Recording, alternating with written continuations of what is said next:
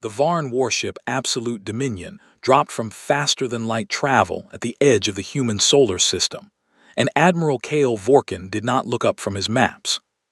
He had done this 114 times. 114 planets, 114 civilizations. Every single one had the same moment, that long, sick silence when they looked at their own sky and understood what was hanging above their world. Some of them screamed. Some of them went very quiet. A few of them fired their weapons, which Vorkin respected in a distant, professional kind of way, the way a surgeon might respect the body's instinct to fight a blade. This planet was called Earth, which was one of the more unimaginative names Vorkin had come across. The species was called humans. They had a history of roughly 400,000 years and a recorded civilization of about 6,000, which was very young by galactic standards, almost infant. Their fastest ships could move at roughly 0.5% of light speed. They had placed a structure on their moon and a small pressurized station on the fourth planet in their system, a rust-red rock they called Mars. Their military technology was the standard for a Class 4 world. Nuclear weapons, which were destructive but which the Dominion's shields had handled without difficulty for 200 years. Orbital defense platforms, around 40 of them. A ground-based planetary defense network. All of it impressive in the way a child's drawing of a bridge is impressive. You could see the idea in it, the intention, and that was where the admiration stopped. Vorkin positioned his 600 ships above the planet's northern polar axis and opened the planetary broadcast array. The message would reach every communication receiver on the surface within 9 seconds. The Dominion's language system had been quietly studying human broadcasts for 4 years. Every major language, every regional variation worth mapping. The translation would be clean and exact. He composed the message without particular care. He had given this message so many times it lived in his hands more than his mind. He transmitted, then he went back to his resource extraction schedules. The planet had significant mineral deposits in its lower crust. The oceans were biologically productive in ways that would interest the Dominion's catalog teams. 200 years of extraction would be very profitable. After that, the world would be reclassified and left. He did not think about the people on it any further. He was not, by nature, a cruel being. He had simply never been given a reason to think of the people on Class 4 worlds the way one thinks of people. They were a feature of the landscape, the same as the mineral deposits. He returned to his maps. On Earth, the signal hit every screen at once. It interrupted a football match in Brazil. It broke into a parliamentary session in India. It appeared on a billboard in Times Square and on the cracked phone screen of a farmer checking the weather in rural Kenya. It played on a small television in a Chicago warehouse, where a man named Darnell set his work scanner down on a shelf and stared at the screen and did not move for a long time. The message played in 247 languages. It played twice, automatically, and then the channel closed. For about 90 seconds, large parts of the internet went almost completely silent. Not because the networks went down. They didn't go down. They went quiet because hundreds of millions of people were staring at screens and not typing, not sharing, not calling anyone, just staring. Then the noise came back, louder than anything the internet had ever carried before. Government channels across the planet lit up simultaneously. Military installations moved to emergency protocols that had been quietly updated every year for the last decade, based on threat assessments classified above the level of most generals. Secure bunkers opened in 38 countries. In those same 38 countries, specific phones rang with a specific tone that had never been used in a live situation, and the people who answered received the same 2 sentences. The timeline has activated. Report to your designated station. The UN Emergency Council met 41 minutes later in the bunker beneath UN headquarters in New York. The room had been built specifically for this occasion. Most of the people now sitting in it were seeing it for the first time. There were 15 of them around the table. The room was gray and clean and very cold. One wall held a large screen showing the Varn fleet, 600 ships arranged with the kind of geometric precision that communicated, more clearly than any weapon could, that they had done this before, many times, and that it had always ended the same way. Secretary General Amara Os sat at the head of the table and said nothing for the first 11 minutes. She was 53 years old, born in Accra, and she had held this office for 6 years. She was not a soldier. She had never pretended to be.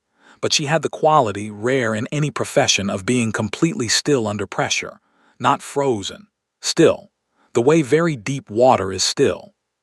She let them talk. General Park Soo-ho from the Korean Unified Defense Command had a tablet in his hands, and he worked through the numbers carefully and honestly, which was the right thing to do, and also the most terrifying thing anyone in the room had ever witnessed. Our orbital platforms can engage, he said. I want to be honest with everyone here, it would be symbolic at best. Their shielding absorbs energy at levels our best weapons cannot match. A fully coordinated nuclear strike, every platform firing at once, would not breach a single forward vessel. We have approximately 47 minutes of credible resistance before we are looking at unrestricted orbital bombardment. Then we negotiate, said Minister Farouk. We buy time. The message did not offer negotiation, said Commander Vasquez. Her voice was flat. It offered surrender. There is a meaningful difference between signing a document and genuinely complying, said Dr. Liu Wei, who had spent 30 years studying first contact scenarios and was discovering now that none of his models had included how his hands would feel when it was actually happening. We sign, we create space, we think. What we think about is how to dig our own planet's minerals out of the ground for 200 years while they catalog our oceans, said Commander Vasquez. That is what the next 2 centuries look like if we sign that document. Let's not dress it up. Nobody answered her. Amara had been watching all of them. She had a glass of water on the table in front of her. She had not touched it. She had, in the last 11 minutes, glanced at her watch 4 times. Former President Habimana, who had been brought in from Kigali because nobody had wanted to make this decision without him in the room, was watching her. He had noticed the watch. He was wondering what it meant. Secretary General Chen Hong leaned forward. Amara, you haven't said a word. I've been listening, she said. We need more than that right now. She reached into the folder in front of her. She placed a single sheet of paper at the center of the table. One number, printed large. 4,847. The room went quiet. Ships, she said. Nobody moved. She explained it the way she had rehearsed it, simply, and without drama, because there was already enough drama in the room, and adding more would not help anyone think clearly. 31 years earlier, the Farpoint Observatory Array, a deep space listening project classified several levels above the UN Security Council, had confirmed the existence of the Varn Dominion and its direction of expansion. Earth was in its path. The mathematics gave them 30 to 40 years before contact. 38 nations had begun building. In secret, not a token force, a fleet. Every resource that could be quietly redirected had been redirected. Every shipwright, weapons physicist, engineer, and military strategist who could be recruited without the general population knowing had been recruited.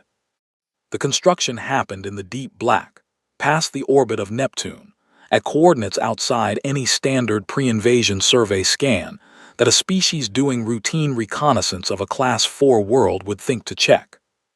They had built for 31 years. They had built 4,847 ships. The silence in the room was enormous. Why, Minister Farouk said very quietly, were we not told? Because the Dominion has intelligence capabilities we don't fully understand, Amara said.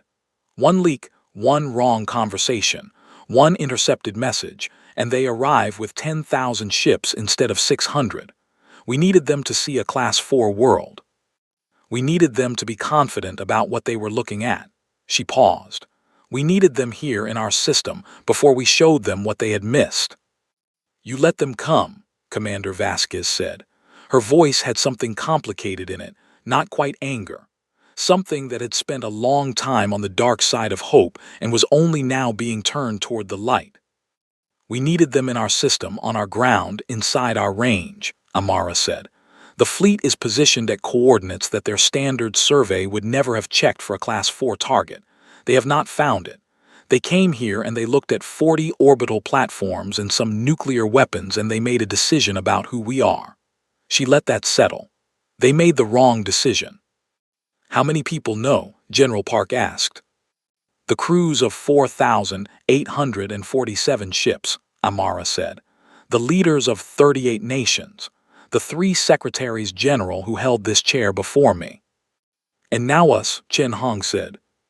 And now you, Amara agreed, which is why I am asking for a decision. She laid it out clearly. The council could send the surrender communication, buy time, stall the process, keep the Varn focused on paperwork and logistics while the fleet made its approach. Or the council could authorize the fleet to move now, full speed, no pretense. The debate took 4 hours. It ended 11-4 in favor of the surrender communication. Amara voted with the minority. She listened to the final count without expression.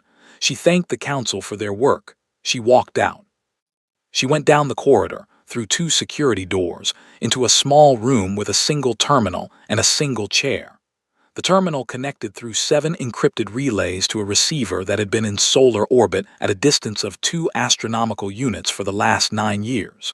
There were no markings on the terminal, nothing to indicate what it was for. Everyone who had known had either been told to forget it or had been careful never to ask. She sat down. She thought briefly about the weight of a thing this large finally arriving, not about strategy, just about the weight of it, the way a door feels when it opens and you know you will never close it again. Then she typed one word. Begin. She sat in the quiet of the room after she sent it. The air recycler hummed. The room smelled of plastic and cold metal. Then she stood up, straightened her jacket, and went back to help the council draft the formal surrender communication to the Varn Dominion. Vorkin received Earth's surrender 17 hours later. He read it, signed the acknowledgement, transmitted the standard response regarding the Labor Auxiliary Transition timeline.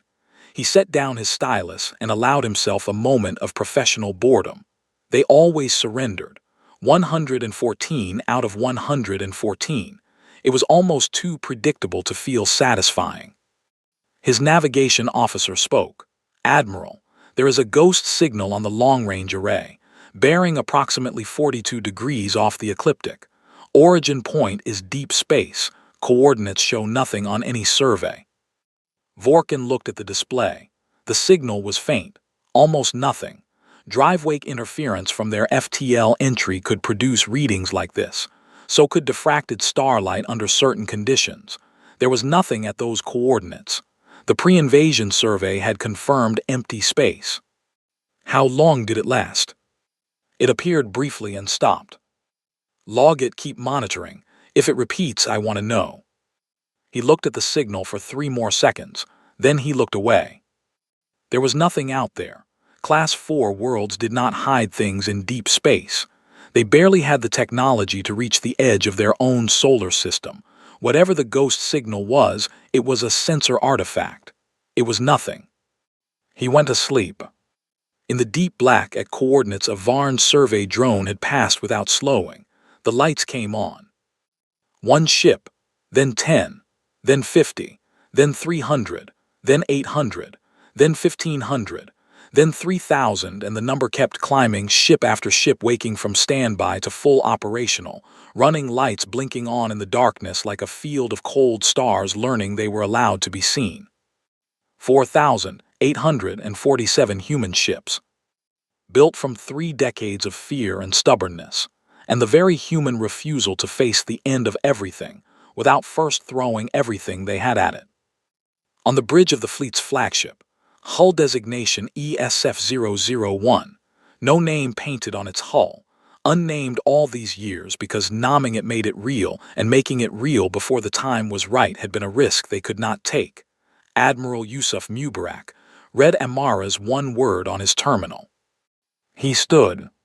He looked at his crew, men and women and people who had trained for this moment for most of their adult lives. Some of them had parents who had trained for it before them, children of the program, every one of them carrying 31 years of preparation in their bones. All ships acknowledge, Admiral Mubarak said. His voice was steady. We move in 12 hours.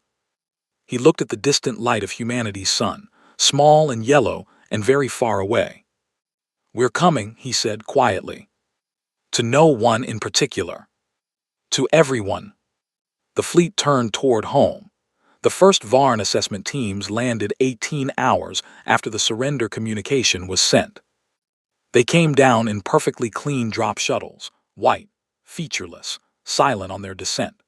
They landed in open fields outside major cities, in airport grounds, in the cleared spaces of military bases whose personnel had been ordered to stand down and not to make eye contact.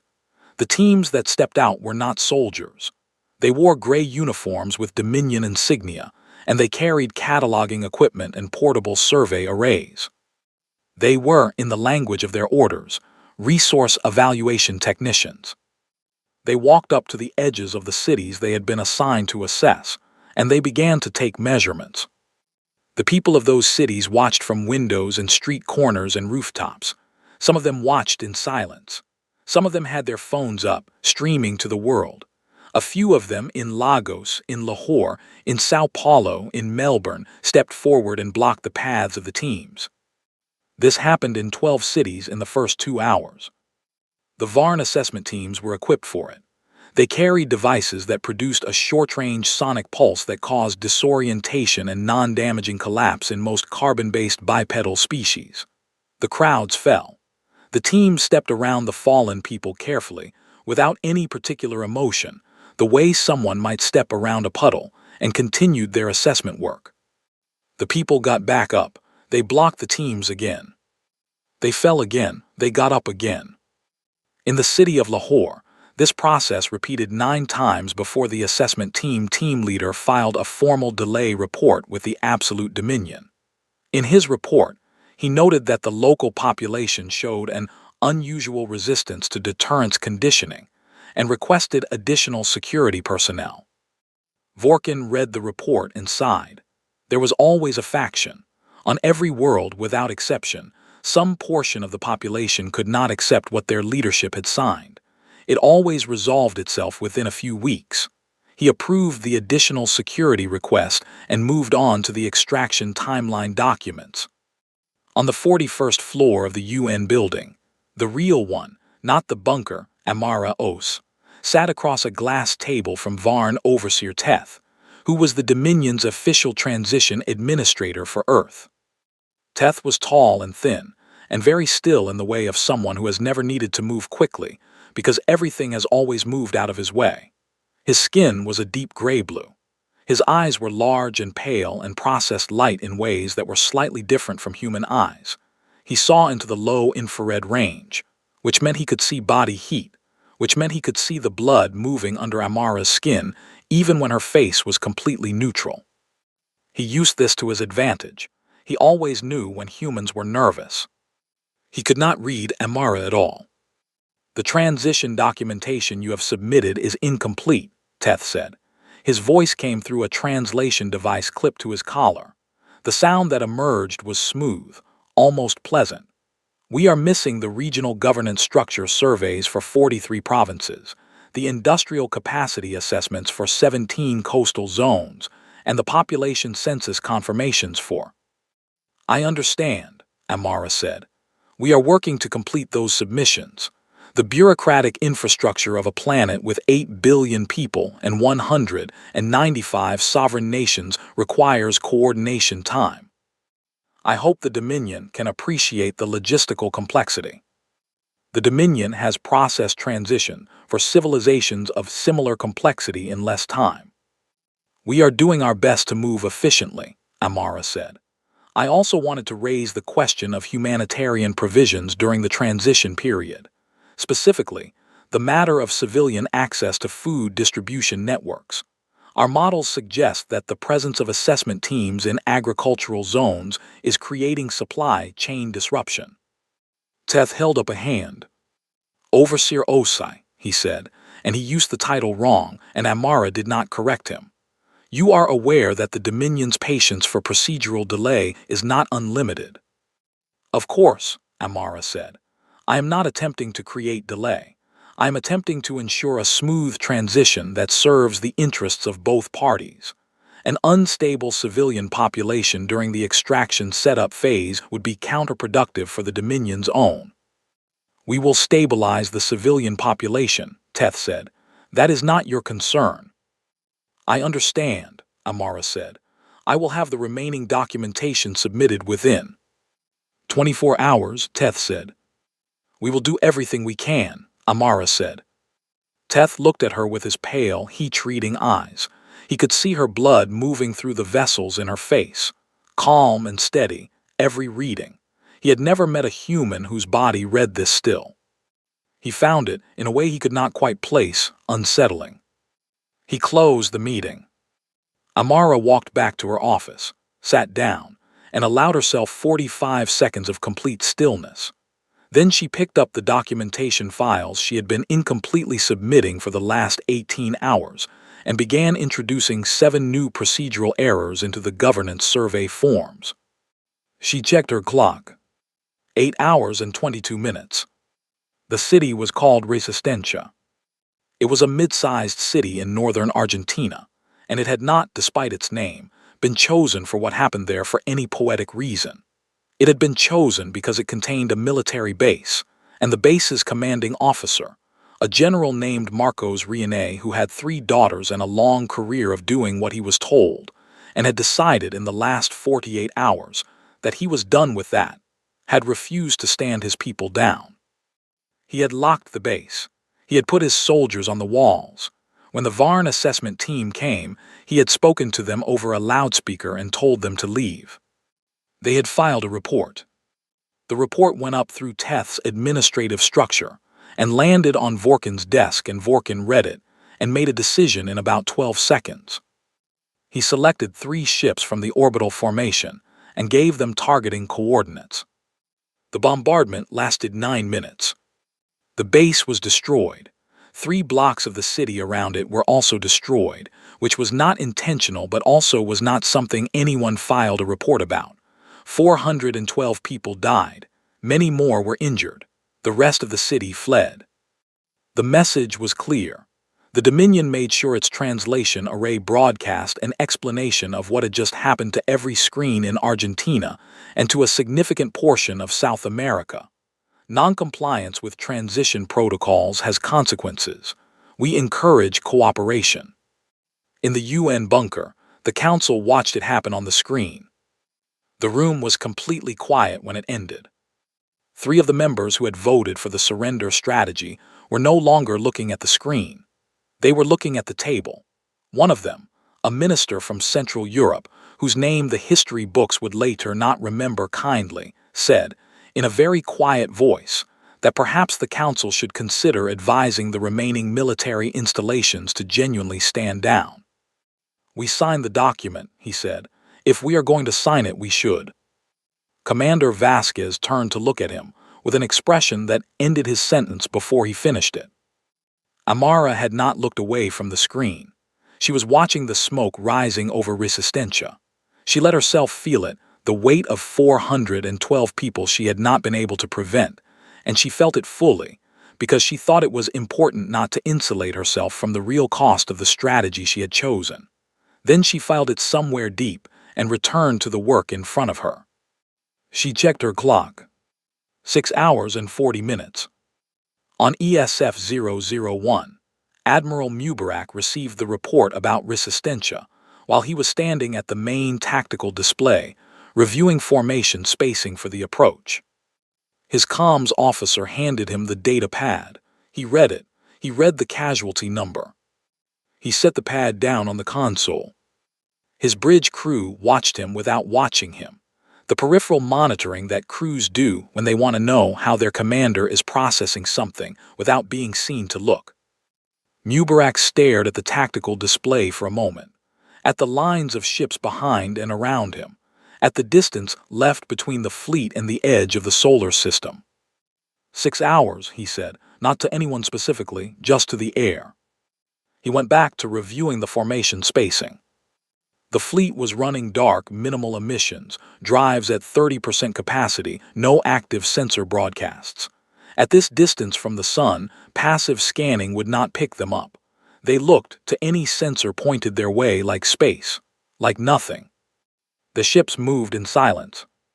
Inside them, 4,847 crews ran their final preparation checklists. Weapons officers ran targeting calibrations. Engineers confirmed drive readiness and checked hull integrity for the 30th time. Medical bays staged their supplies and said nothing to each other because there was nothing useful to say. Some of the crew members slept. Not many, but some. The ones who had been doing this long enough to know that sleep before a battle was a professional discipline, not a luxury. Some of them wrote messages. They asked their commanding officers to hold and only deliver if things went wrong.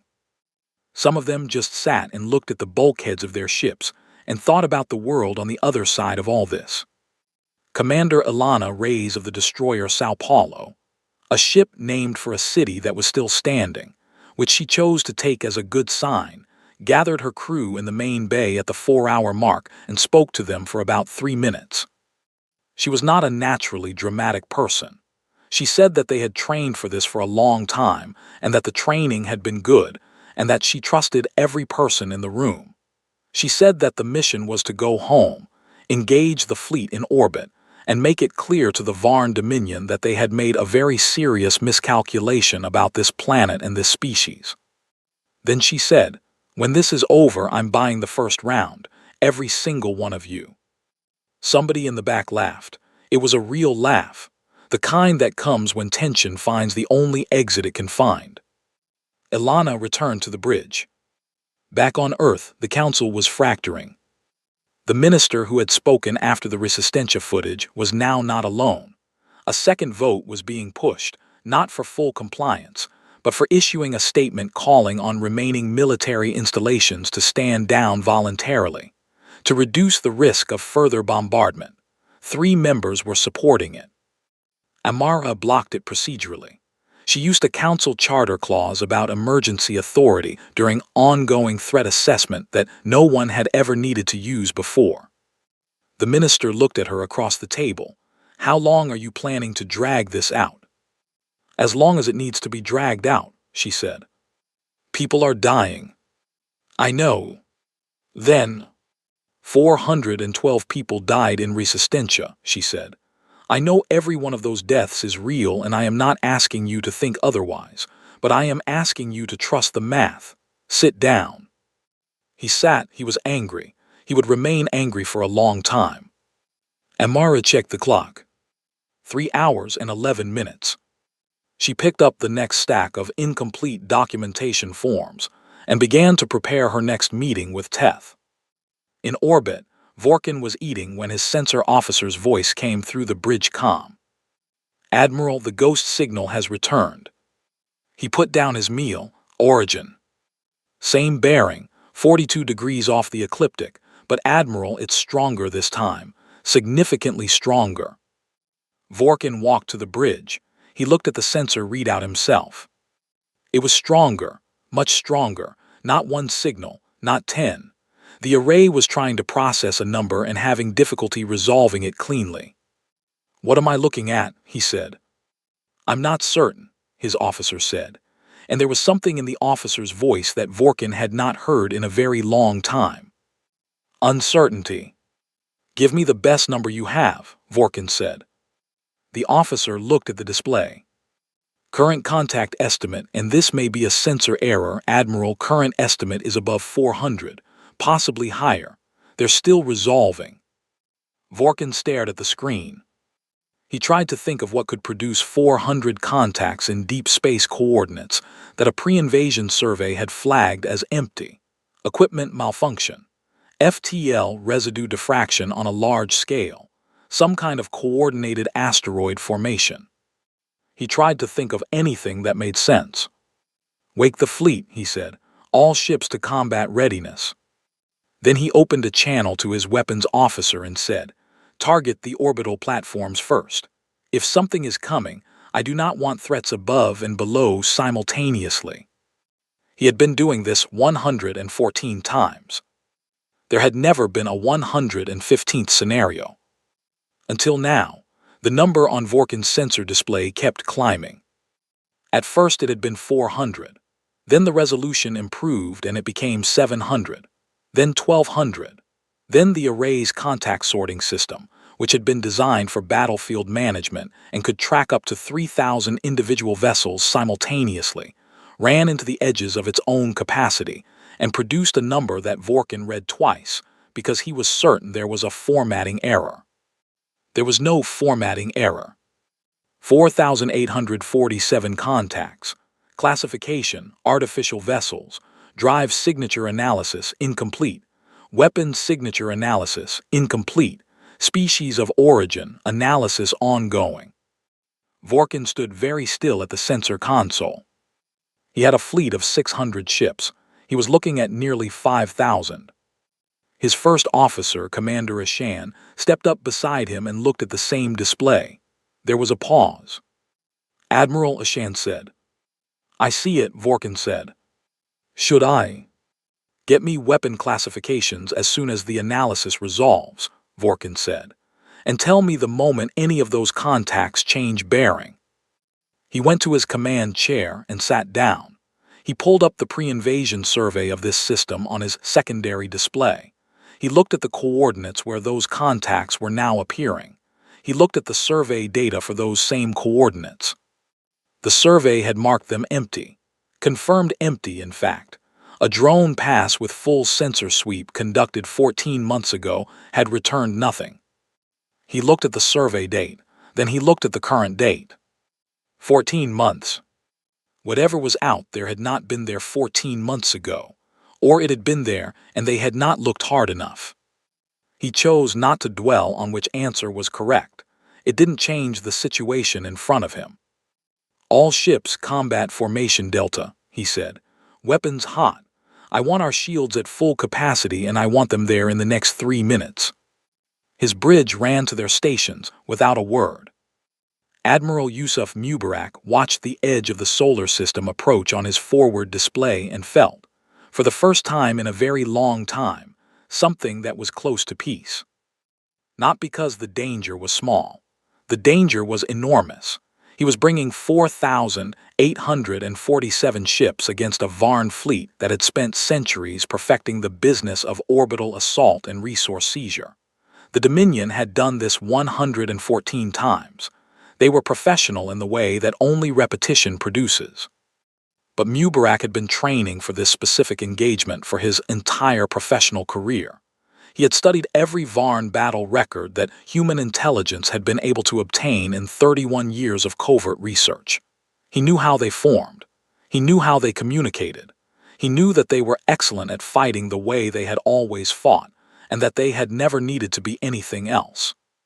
He was about to give them a reason to need something else. Active sensors, he said. Full broadcast all ships. His sensor officer looked up. Admiral, that will confirm our position too. I know, Mubarak said. Do it. The fleet lit up.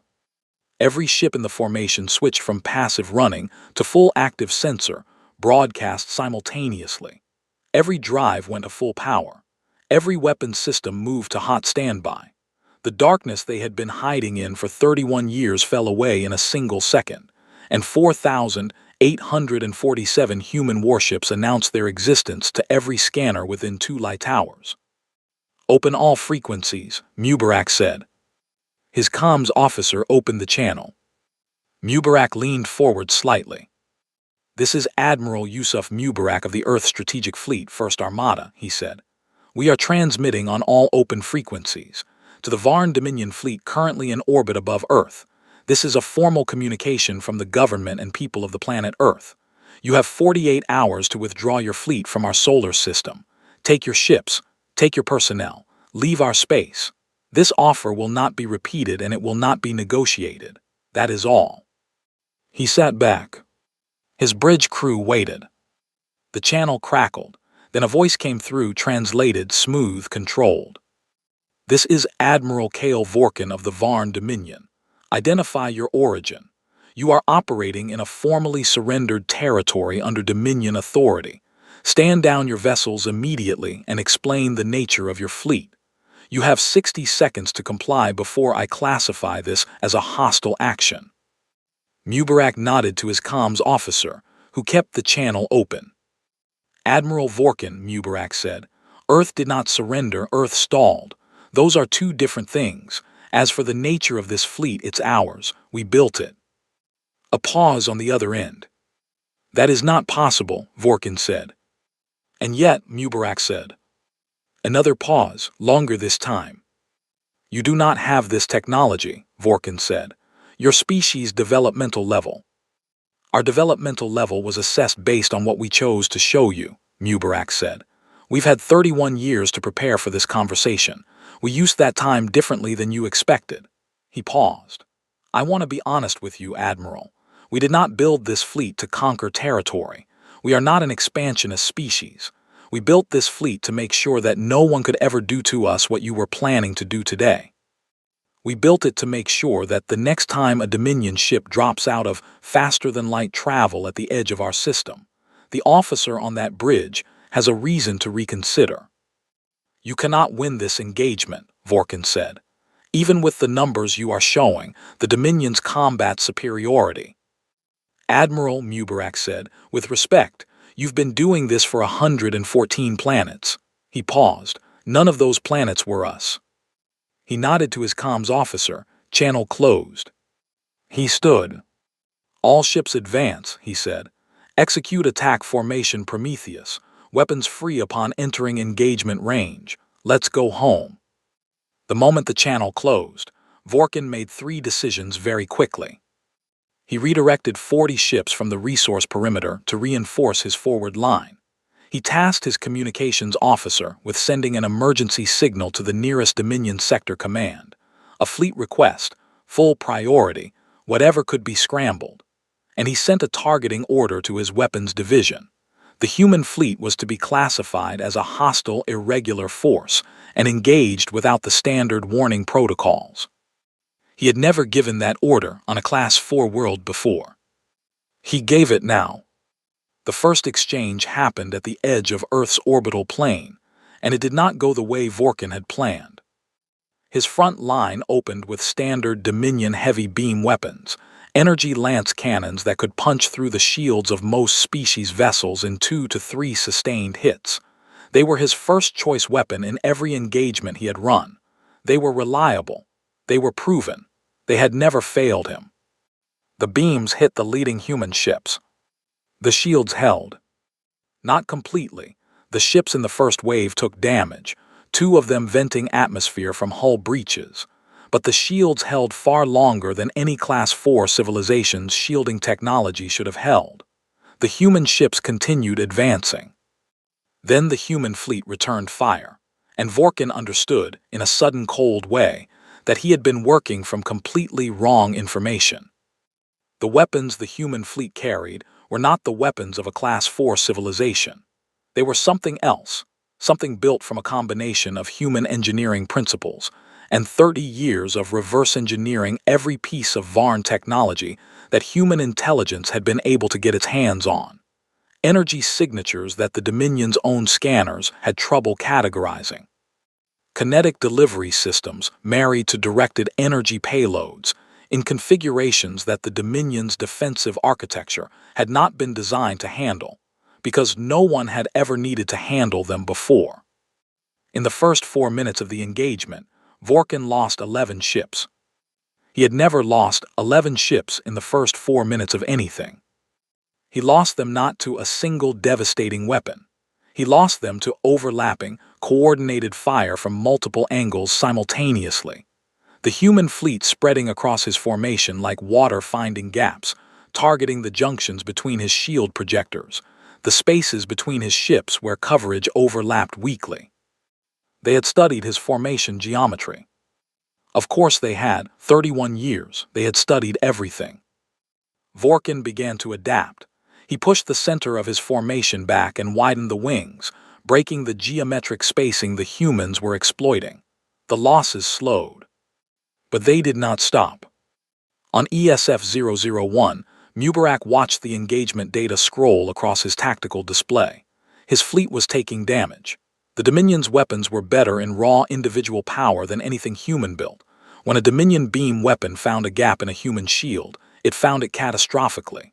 The Eastern Star, a heavy cruiser 3 rose back in the formation, had taken 2 hits in rapid succession, and its reactor was venting. He watched the damage report update. He watched the evacuation count start. He made himself look at it. Then he looked at the broader tactical picture. The Varn were reorganizing. Vorkin was good, adapting faster than Mubarak had expected. The initial configuration exploit was closing. He would need to move to the second phase.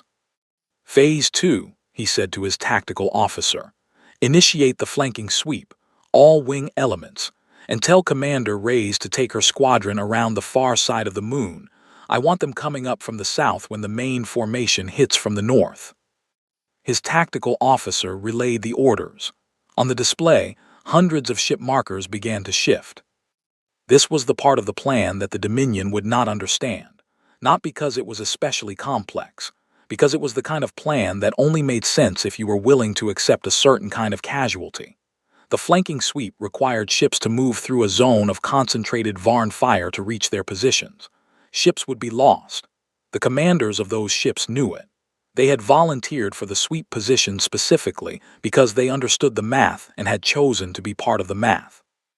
Vorkin would not calculate for that. His models did not include a species that willingly accepted casualties in exchange for positional advantage with this degree of consistency. His experience told him that species, when they started losing ships, lost momentum. They fell back. They reassessed. What his experience had never told him, because he had never needed to know, was that there were species who took the casualties and kept coming. Down on Earth's surface, the sky was no longer what it had been. The orbital battle was visible to the naked eye in the hours around dawn and dusk, bright streaks of light, silent at this distance, moving too fast and too purposefully to be anything natural. People stood in streets and fields and on rooftops and watched. They didn't know the details of what was happening. They didn't know the fleet was called the First Armada, or that Admiral Mubarak had spent 30 years preparing for this day, or that the woman who had built this plan was sitting in a bunker 7 floors below street level, watching the same thing they were watching. They knew that something was fighting for them up there. They watched. In the bunker, the council had stopped arguing. There was nothing to argue about anymore. The fleet was engaged. The plan was in motion. Whatever was going to happen was going to happen, and no vote around a table was going to change its direction. Amara sat at the head of the table and watched the tactical feed from the fleet. She was very still.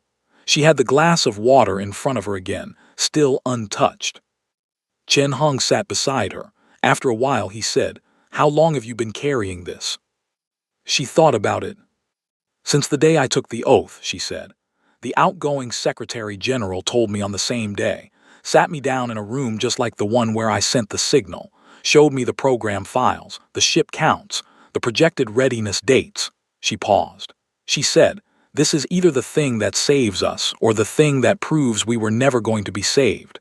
There is no third option." "And you believed it would work." "I believed we had earned the right to try," Amara said. "That is different from believing it would work." She looked at the tactical display, at the thousands of ships moving across it, at the damage reports, at the casualty figures climbing slowly on the right side of the screen, at the Varn fleet, still formidable, still fighting, still certain, even now, that this would eventually end the way it always ended. Outside, in the dark above the world, her people were showing them otherwise. By the 14th hour of the engagement, Vorkin had lost 61 ships. He had never in his career lost 61 ships. He had won engagements against species that had more ships than he had. He had won engagements where his enemy had better weapons at the individual unit level. He had won engagements where the terrain and positioning had not favored him. He was, by any standard the Dominion used to measure these things, an excellent combat commander. What he was not was prepared for an enemy that fought the way the humans fought. The problem was not their numbers, though the numbers were a problem. The problem was not their technology, though their technology had been consistently better than the pre-invasion assessment had suggested. The problem was that every model Vorkin used to predict enemy behavior was built on a common assumption, that an opponent, upon reaching a certain casualty threshold, would begin to prioritize survival, would consolidate, would pull back to regroup. The humans had crossed what should have been that threshold in the 6th hour. They had not pulled back. They had accelerated. The tactic that cost Vorkin the most ships was one his tactical analysts struggled to properly name. They eventually wrote it into the battle log as deliberate proximity override, which was a clinical description of something that had, in practice, made several of his officers physically uncomfortable to watch. When a human vessel was too damaged to continue effective ranged combat, its crew did not eject or surrender. They pointed the ship at the nearest Varn vessel and pushed their drives to maximum.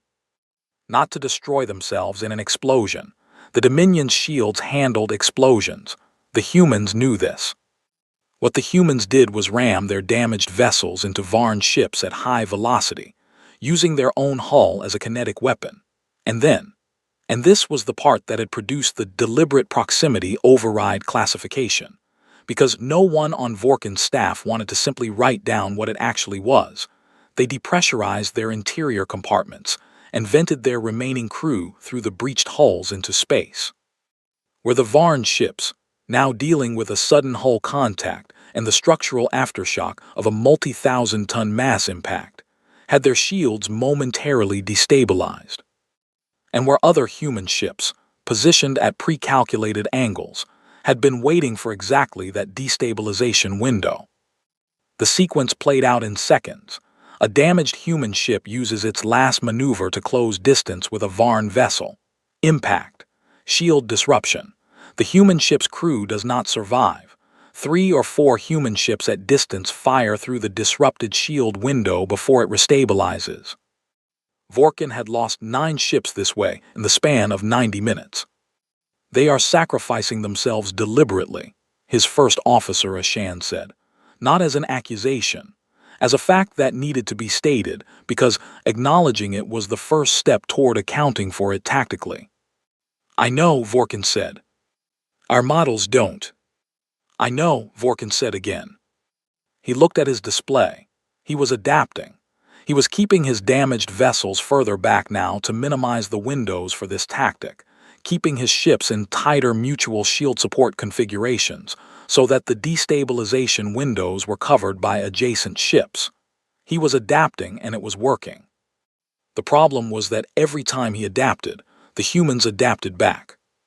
Commander Ilana Reyes brought her squadron around the moon's far side at the beginning of the 15th hour. She had 14 ships left out of the 17 she had started with. The Mumbai had taken a beam hit that had destroyed its forward drive section and was running on residual momentum. The Lagos had lost 3 of its 4 weapons systems and was fighting with the one remaining, which its weapons crew had reportedly named Carlos, and were treating with more affection than was probably standard. The Sao Paulo itself had hull damage along the port side that was leaking atmosphere at a rate that Ilana was choosing to classify as manageable. She had trained her crew for 6 years. She had been with this program for 11. She had not been born into it, the way some of the younger crew members had been. She had been recruited at 32 after a career in the Brazilian Naval Service. After a quiet background check she hadn't understood at the time. After a meeting in a room with no name on the door where a very calm woman had explained to her what was coming and what was being built to meet it. She had said yes immediately. She had never once wondered if that had been the right decision. Her squadron came around the southern orbital axis of the moon in a tight formation, tight enough to look like one large object on the Varn's long-range sensors if they weren't looking closely, which they weren't, because their full attention was focused on the primary engagement at the northern orbital plane. Ilana looked at her tactical feed. She could see Mubarak's main force pressing hard on the Varn center. She could see the Varn formation being gradually compressed as the human fleet's numerical advantage and willingness to take losses pushed them back toward the higher orbital zones. She could also see the window. There was a gap between the Varn's eastern flank and their secondary reserve formation. A gap that existed because Vorkin had pulled his reserve inward to reinforce the center, which was the right decision given the pressure on the center, but which had opened a corridor that led directly toward the rear of his command formation. "All ships," Ilana said. "We are going through that gap, weapons free. Our priority target is the command formation at the back of their fleet. If we can get Mubarak's people a clear run at Vorkin's flagship, we win this engagement today instead of tomorrow." She paused. "Keep your shields up, keep talking to each other. If you lose propulsion, you tell me immediately." Another pause. "Let's go." The Sao Paulo leapt forward. Mubarak saw Ray's squadron move and felt something that was close to gratitude. He had planned for this. He had put Ray's in that position specifically because he trusted her read of the tactical situation more than he trusted a preset order. There was no way to time a flanking move through a dynamic gap from 30 minutes away. You needed someone on the ground who could see the moment and go. She had seen it, she had gone. "Push the center," he told his tactical officer. "All main formation elements forward, full advance. We are not giving Vorkin time to close that gap." On his display, the main formation surged. The Varn center, already under pressure, found itself hit from two directions simultaneously, from the front by Mubarak's main force, and from the southeast by Ray's squadron cutting through the gap. The formation didn't break, but it compressed, and in compressing it created overlapping shield geometries that interfered with the ship's own weapons systems. The Dominion was a precise civilization. Precision required space. Humans had just taken their space away. Ray's lost 2 ships going through the gap. The Durban took a full beam hit at close range and came apart. She saw it on her display and kept moving. The Karachi had its navigation system destroyed and was running on manual maneuvering alone. She told its commander to fall back and cover the gap against closure, and he said he would. She arrived at the rear of the Varn formation with 11 ships. Vorkin's flagship, the Absolute Dominion, easily identifiable by its size and its central position in the command cluster, was in front of her, protected by 8 escort vessels, but its rear shields were carrying less than full power because it was oriented toward the main engagement. She had maybe 90 seconds before Vorkin realized what was behind him. "Target the flagship's drive section," she said. "I want it unable to maneuver, not destroyed. We want it intact. All ships, coordinated fire on my mark. 3, 2, 1, mark." 11 ships opened fire at once. The Absolute Dominion shuddered. Its rear shields absorbed most of it, but not all 2 of the drive nodes on its lower hull were destroyed by weapons fire that slipped through an overloaded shield seam. The flagship lost 20% of its maneuver capacity. The escort vessels turned to respond. The Sao Paulo took a beam hit on its damaged port side. The hull breach that Ilana had been classifying as manageable became immediately less manageable. Alarms went off along half the bridge consoles. "Damage report," she said. "Hull breach is venting, decks 4 through 6, her damage officer said. "Emergency seals are." Another hit, starboard this time. The lights on the bridge went to emergency red. "Ilana," her first officer said. He never used her first name on the bridge. "The seals aren't holding. We need to." "I need 60 more seconds," she said. "Keep firing." Mubarak received the damage report from Ray's squadron as he was watching the main engagement beginning to tip, genuinely, measurably, irreversibly, in the human fleet's favor.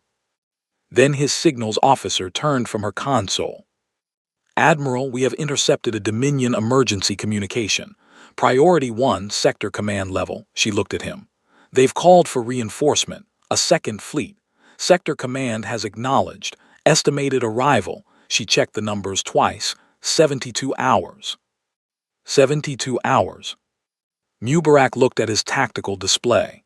His fleet had been in engagement for 15 hours. He had lost 312 ships. His people were tired, his vessels were damaged, and his enemy was hurt but not broken. And in 72 hours, a second Varn fleet would arrive. He did not allow himself to think about what a second fleet looked like. He already knew the Dominion Sector Command could mobilize between 800 and 1,200 vessels on a priority response request. "How long can we maintain this engagement pace?" he asked his tactical officer. The officer was quiet for a moment, running the numbers. At current attrition rates, 36 to 40 hours of effective combat capacity. 36 to 40 hours. He needed to end this in 36 hours, with enough fleet remaining to present a credible deterrent to the reinforcement fleet when it arrived. He looked at the absolute dominion on his display, partially disabled, surrounded but fighting. Vorkin was still in command, still adapting, still directing a fleet that was losing but had not lost. To end this engagement, he needed that ship. He needed Vorkin. "Get me Commander Reyes," he said. Reyes answered immediately. Her bridge was loud behind her, the sound of damage control. "I see the flagship," she said before Mubarak could speak. "I've been working on it. Her drives are partially disabled. If you can get me 2 more squadrons from the main formation, I can." "Ilana," Mubarak said. She stopped. "What's your ship's status?" A pause, manageable. "Honestly." A longer pause. "We can fight for another 6 hours before the hull integrity becomes a hard problem." "Pull back your squadron to the rally point," Mubarak said. "You've done your job, you opened the gap. I'll send fresh ships through it." "I can." "You've done your job," Mubarak said. "That's not criticism. That's the most important thing I will say to you today." He held the channel open for a second. "Well done, Commander." He cut the channel. He turned to his tactical officer. "I need 6 squadrons from the northern formation. Send them through Reyes Gap. Target the flagship and its escort cluster. I want them pushing Vorkin toward the central engagement zone. I want him surrounded, not cornered. A cornered enemy fights harder. An encircled one has a decision to make." "Yes, Admiral." He looked at the display, at the battle that had been building for 31 years, at the ships and the people and the terrible, extraordinary cost of what they were doing. At the 64 hours, they had left before the second fleet arrived. "It ends today," he said quietly. He was not certain he believed it yet, but he needed to, so he said it. On the display, 6 squadrons turned toward the flagship. They moved. The 6 squadrons hit Vorkin's escort cluster from 3 directions at once. 2 of the escort vessels went down in the first exchange. A third lost its weapons systems and drifted. The remaining 5 pulled into a tight defensive formation around the absolute dominion, and for 20 minutes they held, genuinely held, absorbing hit after hit, giving back as good as they were getting, because Varn escort crews were not poorly trained, and they understood what it meant to let a command ship fall. But there were too many human ships pressing from too many angles. By the 18th hour of the engagement, the absolute dominion was alone. Its shields were at 40%. Its drive capacity was at 30%. It had lost half its weapon systems, but the remaining half were still firing, still accurate, still doing damage to the ships pushing it back toward the center of the battle. Vorkin was good. Even now, even here, encircled and damaged, he was still the best combat commander in the Dominion's regional fleet, and he was fighting like it. But there were no more ships to send him. His fleet was broken, not destroyed. There were still hundreds of Varn vessels fighting across the engagement zone, but broken in the operational sense. No longer a coordinated force. Individual ships fighting their own local engagements, not connected to a broader strategy, because the broader strategy had been dismantled ship by ship over 18 hours of fighting the way the humans fought. Mubarak watched the flagship's shield readings on his display and made the decision. "Boarding action," he said. "Prepare the assault teams." Human boarding parties had been part of the first Armada's training program from the beginning. Not because anyone had been certain it would come to this, but because Mubarak had insisted on it 15 years earlier, when the program's tactical planning division had been running scenario models.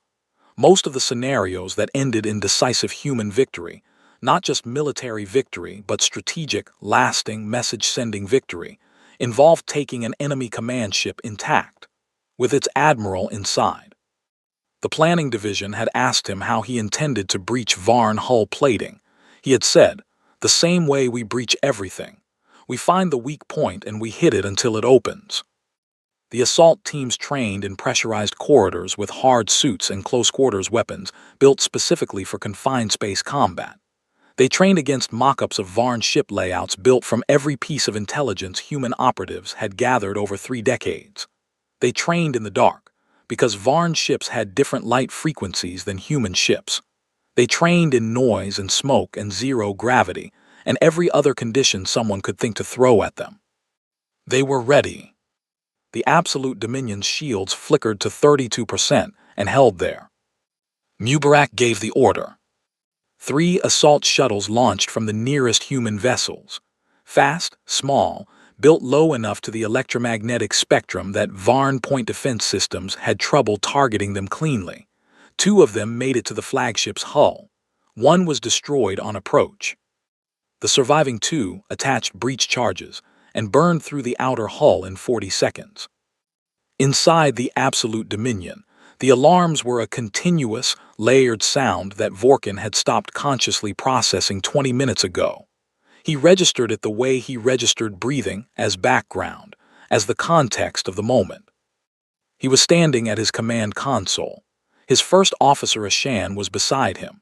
The bridge was operating at reduced capacity, half the consoles dark, emergency lighting casting everything in a flat red glow. Through the forward viewing panels, he could see the human fleet surrounding his ship at close range, near enough that he could make out individual hull details on the vessels pressing in on him. He had already sent the message to his crew, "Fight deck to deck." It was not a message he had ever sent before. He had never been boarded. No ship in the Dominion fleet had been boarded in his lifetime. Boarding actions were a primitive tactic, a close and ugly way of fighting that civilizations graduated away from as their weapons technology improved. The Dominion had not needed to board an enemy vessel in 3 centuries. The humans, apparently, had not received that memo. He heard the breach 2 decks below. He heard the hard suits in the corridors, a distinctive sound, the weight of armored humans moving fast in a pressurized environment, a sound that none of his crew had been trained to process because none of them had trained for this. He heard fighting. He thought about what to do. He had the option of destroying his own ship. Every Dominion command vessel carried a core detonation mechanism for exactly this scenario, to prevent capture of classified hardware and information. He had the authorization. He had the code. He stood there for a long moment. Then he thought about the humans he had been watching for 18 hours. He thought about the ships they had rammed into his fleet. He thought about the gap Ray's squadron had driven through, and the 6 hours of fighting it had taken to close it, and the cost, on both sides of those 6 hours. He thought about the 72 hours until his reinforcement fleet arrived. He thought about what would happen when that reinforcement fleet arrived. If Mubarak's fleet was still here and still intact, and still willing to fight the way it had been fighting. He thought, they will come back. Whatever happened here today, the humans would come back from it. That was what the last 18 hours had taught him. Not that they were unbeatable. Not that the Dominion could not ultimately overwhelm them with sufficient force. But that they would come back. Again and again and again, with whatever they had left from whatever direction presented itself, until the last one of them was gone. They would come back because that was what they were. That was the fundamental characteristic of this species that no pre-invasion survey had ever measured, because no pre-invasion survey had ever needed to measure it. They did not stop. He could detonate the core. He could kill everyone on this ship, his crew and the humans boarding it. He could deny them the symbolic prize of the command vessel. And then the reinforcement fleet would arrive in 72 hours, and it would find Mubarak's fleet waiting for it, and they would fight again, and the humans would take more casualties, and the Dominion would take more casualties, And eventually, the weight of Dominion numbers might be enough. Or it wouldn't, because they did not stop. He put his hand down from the detonation panel. "Ashan," he said. "Admiral, tell our people to cease fighting. Open the bridge doors." Ashan stared at him. "Admiral." "Do it," Vorkin said, "and open a channel to the human fleet, all frequencies." The bridge doors opened. The first human through them was wearing a hard suit with no markings except a flag painted on the left shoulder. A flag Vorkin's translation system identified as the flag of a country called Nigeria. The soldier and Vorkin could see, through the helmet visor, that the soldier was a woman, young, with a cut above her eye from something that had happened in the corridor fighting, came through the door with her weapon raised, and swept the room with the thoroughness of someone who had trained for this moment many times. She was followed by 4 more soldiers, then a 6th figure, taller, moving with the particular careful deliberateness of someone who was used to rooms going quiet when they entered. Admiral Yusuf Mubarak took off his helmet. He looked around the bridge. He looked at the damage, at the red emergency lighting, at the console readouts showing the state of the battle outside, at the Varn crew, hands visible still, at Vorkin, standing at the center of it all, straight-backed, still composed, with the particular kind of dignity that belongs to someone who has made a decision they intend to carry without flinching. Mubarak stopped a few meters away from him. The two of them looked at each other for a moment. "Admiral Vorkin," Mubarak said. "Admiral Mubarak," Vorkin said. A pause. "I have opened a channel to my fleet," Vorkin said. "They have been instructed to cease engagement. I am prepared to formally withdraw from this system." He paused. "I want to know one thing." "Ask it," Mubarak said. "We surveyed this system 14 months ago," Vorkin said. "We found nothing. We found a Class 4 civilization with a primitive military and no capacity for the fleet we encountered today." He looked at Mubarak with his pale eyes. "How long have you been building?" 31 years, Mubarak said. Vorkin took that in. "You built all of this," he said, "in 31 years, knowing we were coming." "Knowing someone like you was coming," Mubarak said. "We didn't know your name, we knew the shape of the problem." "And your people," Vorkin said. "They were never told. 8 billion people on that planet below us, and they didn't know their government had been building a war fleet for 3 decades. "No," Mubarak said. "Wasn't that a deception?" Mubarak considered this seriously. "We were protecting the secret. One leak would have changed the math badly enough that we might not be having this conversation." He paused. "They know now." Vorkin was quiet for a moment. "My reinforcement fleet arrives in 69 hours, he said. "I know," Mubarak said. "They will have the engagement data. They will come with a larger force and better preparation." "I know that too." "Then you understand that this is not over." Mubarak looked at him steadily. "No, this engagement is over. Whether the larger conflict is over depends on what your reinforcement fleet's commander decides when they arrive and see what's waiting for them." He paused. "I'd like to believe that a species as old and as experienced as the Varn Dominion is capable of recognizing a situation and making a rational decision about whether to continue it." Vorkin looked at him for a long moment. "And if they are not?"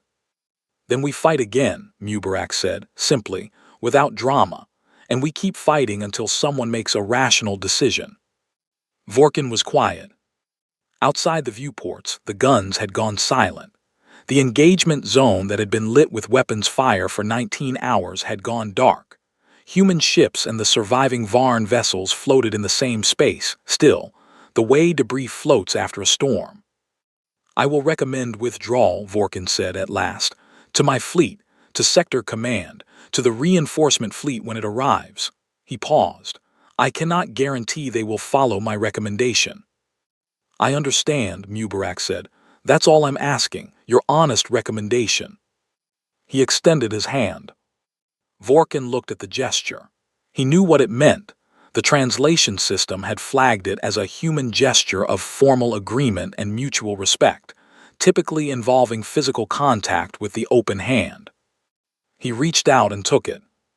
They shook hands in the red emergency lighting of a broken bridge, on a ship that had come to take a world and found something it had not prepared for. The formal ceasefire was transmitted across the engagement zone within the hour.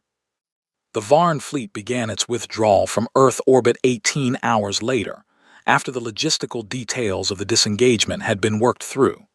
They moved in careful formation, damaged ships, fewer than they had arrived with, taking their dead with them the way the Dominion Protocol required. They left. The sky above Earth was clear for the first time in 4 days.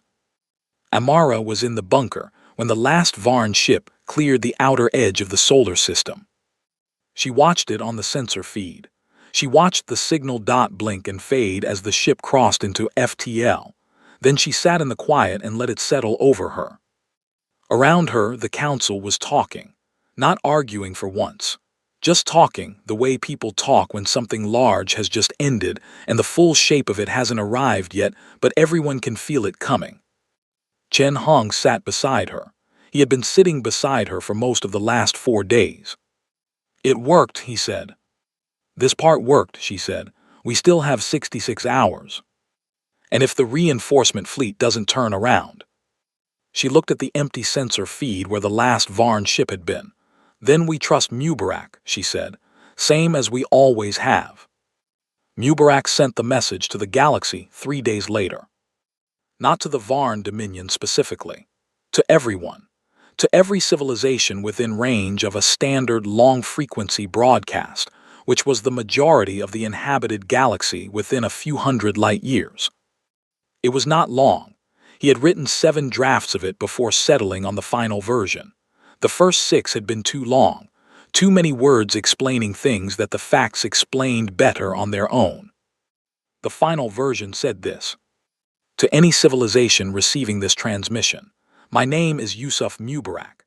I am an admiral of the Earth Strategic Fleet, First Armada, representing the planet Earth and its 8 billion people.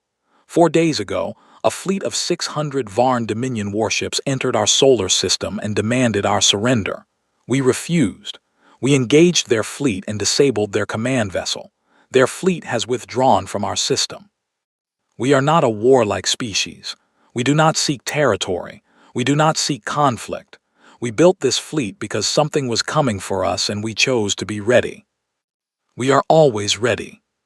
Earth is not available. That is all." The message was attached to the full sensor record of the engagement, every minute of it, every weapons exchange, every formation shift, every ship lost on both sides, every decision made. Anyone who wanted to understand what had happened could watch it from beginning to end and draw their own conclusions. The message traveled at the speed of light in all directions, carrying 19 hours of battle data and 11 words that would reach, in time, every inhabited system within broadcast range.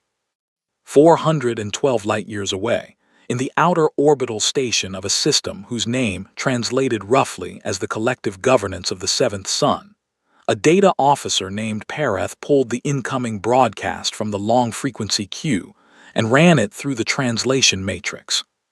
He read the header. He flagged it for his supervisor. His supervisor read it. They sat together in the small station monitoring room for several minutes, not speaking. Then the supervisor brought up the expansion projection maps on the secondary display, the charts that showed the seventh sun's planned territorial growth trajectory over the next 100 years. One of the corridors on that chart passed through a sector that contained, among other minor systems, a small yellow star with 8 planets, the third of which was a green-blue world with large surface oceans. The supervisor looked at that corridor for a long time. Then she highlighted it on the chart. She flagged it with a single notation: "Do not approach." She saved the file. She closed the display. She went back to her other work. The message kept traveling, outward into the dark in all directions, getting smaller and fainter with distance, but never quite stopping. The way light never quite stops, just grows too faint to measure. Carrying its 11 words across the years. We are always ready. Earth is not available. In the solar system it had come from, On the planet it was about 8 billion people looked up at their own sky, clear now, quiet now, belonging to them again, and most of them knew none of the details and all of the feeling. They were still here. That was enough. That was, for now, everything.